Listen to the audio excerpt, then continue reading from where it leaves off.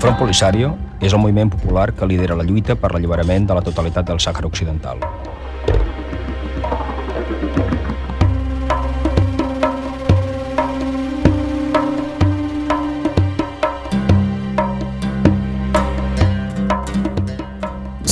Se ataca, normalmente nuestras últimas batallas se realizan horas de la madrugada. La missió en què vaig ser capturat era una missió de bombardeig.